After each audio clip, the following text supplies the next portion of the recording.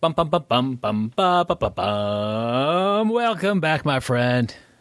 This is BjjBrick Quick, and you just listen to the intro.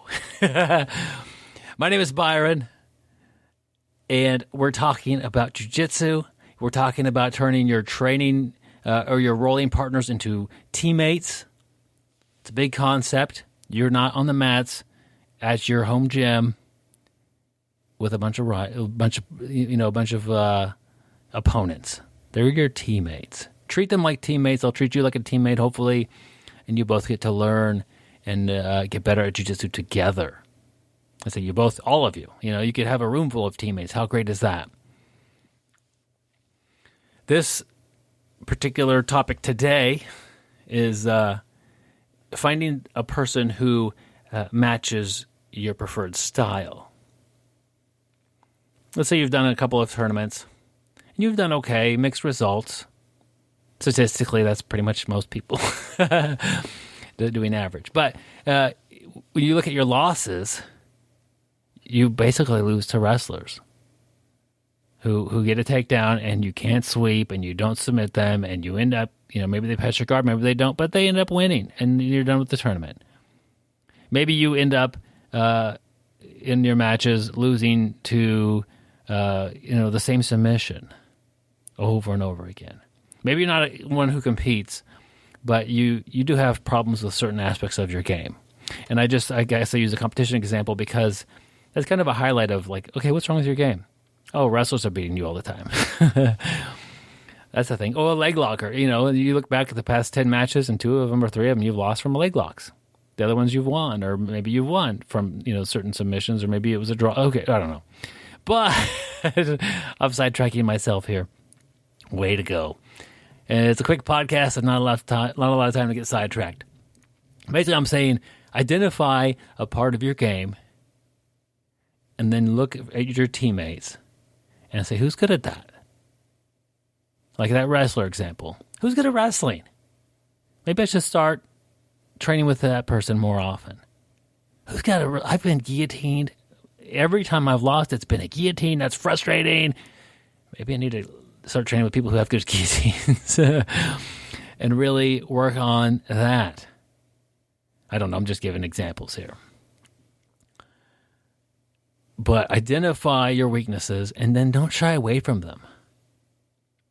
The cool thing is, if you start talking to people and asking them things, the vast majority of grapplers, the vast majority of your teammates will help you. If you're giving up 2 points for that takedown pretty much every match, and I keep going to wrestling because it's so simple to understand as far as what's happening. How do you not do that? Is your guard pulled too late? Do you want to fight for the top position and you're just losing that fight? Connect with and maybe find a couple of wrestlers and see which one matches best with what you're wanting to do and with your style and what you feel safe with, or who doesn't smell bad. I don't know, whatever. Find that person that's going to help you the most. Thank them for that. Hey man, I really appreciate that. I've been having a problem with this. And then do it again, and then next time you roll, and then next time, and next week, and next month, and for a while, and then you've got a really good training partner who knows your goals, who expects to get some mat time with you, who, you're wading into their territory. Those wrestlers love it when you stand up with them and they get to work a little bit of their takedown. So many people in jiu-jitsu just pull guard right away. If you wanted to work that aspect of your game, they're going to love it. If you keep getting caught in like a spider guard, and it's annoying, find a good spider guard person and say, hey, I'd love to work and try to pass this thing, that'd be great. And they're like thinking, oh, I get to play spider guard the whole time against you? Perfect. And then when you get caught or the wrestler takes you down or you get swept, like pause or, tap or whatever, and then say, what happened? How could I avoid? What did I do wrong on my sprawl? What happened there? How could I have reacted? Or why did my takedown fail? Work with people. You'll be surprised.